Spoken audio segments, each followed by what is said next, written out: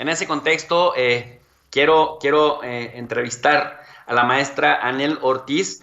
La maestra Ortiz es coordinadora del área de género de OMADES. Ella es especialista en temas de investigación sobre violencia de género, políticas públicas con perspectiva de género y también incidencia en las organizaciones, también en desarrollo y en migración. Maestra Anel Ortiz, buenas noches, gracias por aceptar la invitación. Hola, buenas noches, doctor. ¿Cómo está? Pues muy bien, contento de que nos acompañes en esta charla. Primero, te quiero hacer tres preguntas y que todas tienen que ver. Primero, que nos platiques del 8 de marzo, del significado que tiene, del origen histórico.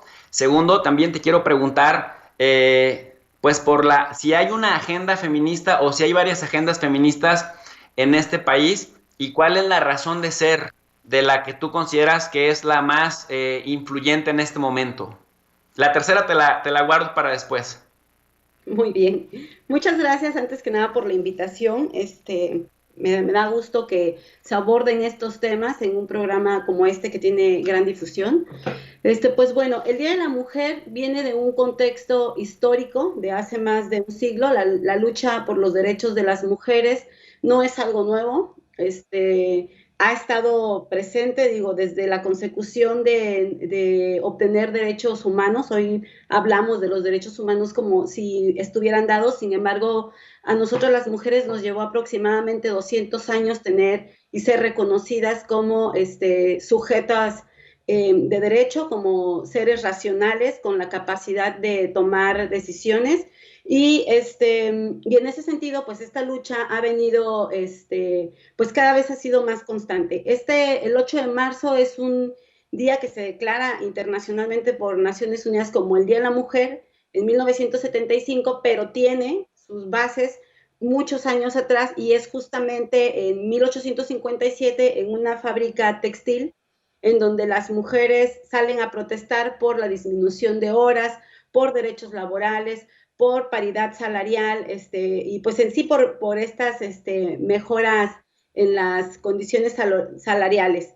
Y tenía la consigna de pan y rosas que implicaba pues de alguna manera mejora en la calidad de vida. Sin embargo, pues los dueños de esta textilera deciden antes de dejar salir a trabajar, encerrar a 145 mujeres, algunos dicen 129, algunos 145, y las encierran y le prenden fuego. Entonces estas mujeres mueren calcinadas, son asesinadas prácticamente, y van a ser el parteaguas del Día Histórico de la Mujer, porque entonces a partir de ahí y de 1975 conmemoramos justamente a estas mujeres a través de la lucha de nuestros derechos. Es un día para reflexionar sobre los derechos que hemos alcanzado, sobre la lucha de las otras mujeres que hace un momento usted apuntaló, de poner también, de poner un poco de estadística y saber cómo estamos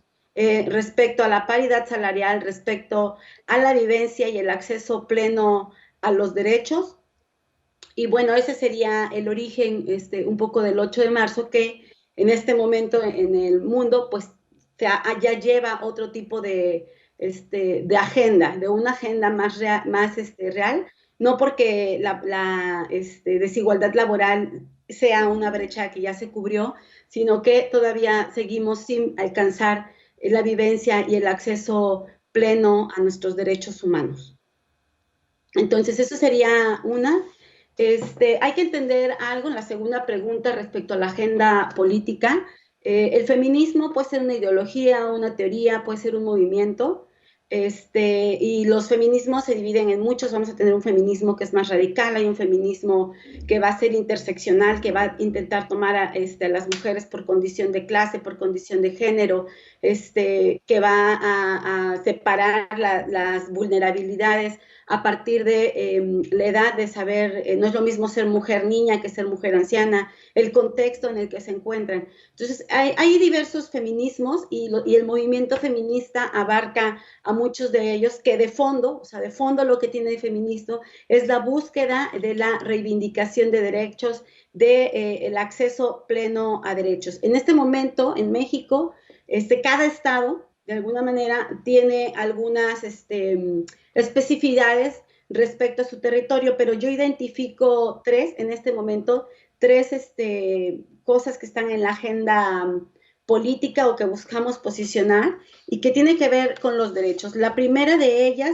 pues, es poner el alto a la violencia, entendiendo la violencia como el acto máximo de discriminación, el alto a los feminicidios, al homicidio de mujeres, que en los últimos años se ha incrementado, sobre todo el pasado 2020, producto también de la pandemia, pues se incrementó en aproximadamente 3% de lo que ya venía normalmente creciendo.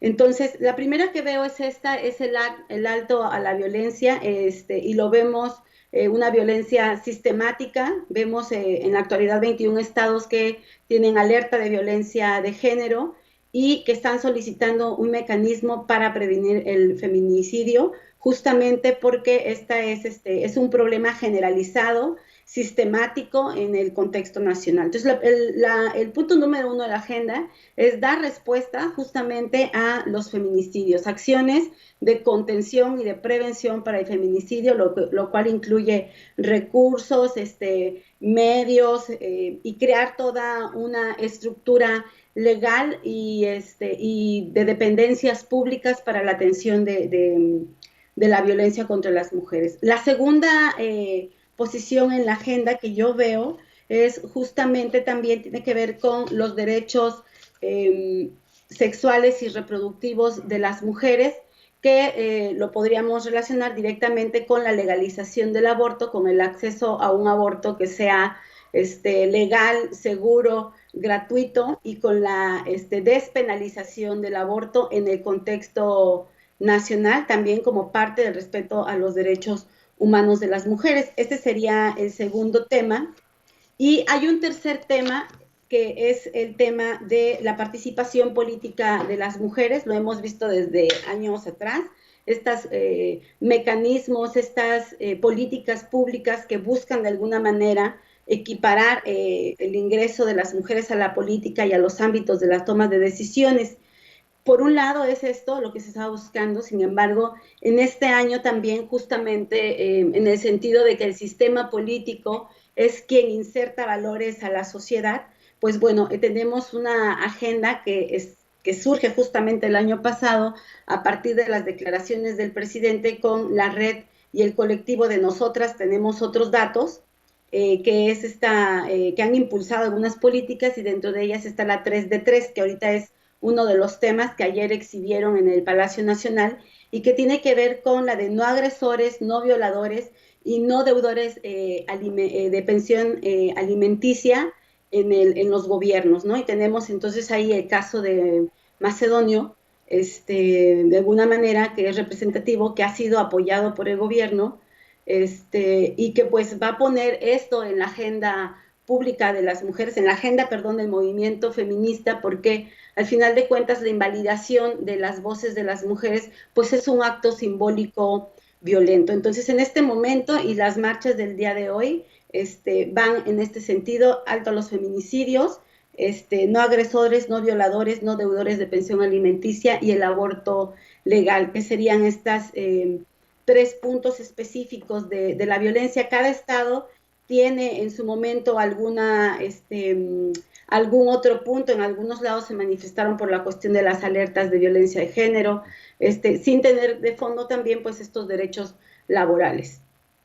Maestra, muchas gracias por la respuesta. Por cuestiones de tiempo, en un minuto, ¿qué siente una feminista de cepa como tú, alguien que lleva años en estos temas, alguien que es activista desde hace tiempo, cuando de pronto ve que agentes de la derecha mexicana se cuelgan de la agenda feminista para tomarla como un arma electoral? Si me lo puedes contestar en un minuto, te lo agradecería. Sí, bueno, antes que nada es porque el tema ya está posicionado, está politizado, vienen elecciones, y esta es una oportunidad para ellos, porque obviamente se dan visibilidad, hacen quedar mal al gobierno, etcétera, pero también es un momento de coyuntura político, porque si bien es cierto, nosotros podemos trastocar estas estructuras de género en el momento, pidiendo una agenda de verdad. Sin embargo, el feminismo jamás podrá ser conservador, jamás, porque el PAN, en este caso, que es el que ha estado muy activo y ahora se dicen feministas, bueno, pues de alguna manera criminalizan el aborto y de entrada esa es una de las demandas que nosotros estamos solicitando. Otra cosa es que defienden la cuestión de la familia natural, perdón, aunque dentro de la familia natural haya violencia. Entonces este movimiento no puede ser de alguna manera conservador, jamás el movimiento feminista va a ser conservador. Es un momento de coyuntura en donde se puede negociar. Si quieren el voto de las mujeres, tendrán que encontrar mecanismos para que en realidad nos garanticen a nosotros el acceso pleno a los derechos. Y a no ser que ellos cambien su agenda, es difícil que el movimiento feminista pueda empatar con ellos. Muchísimas gracias por la respuesta y la reflexión, maestra. ¿Alguna cosa que te interese promocionar o en lo que andes haciendo ahora?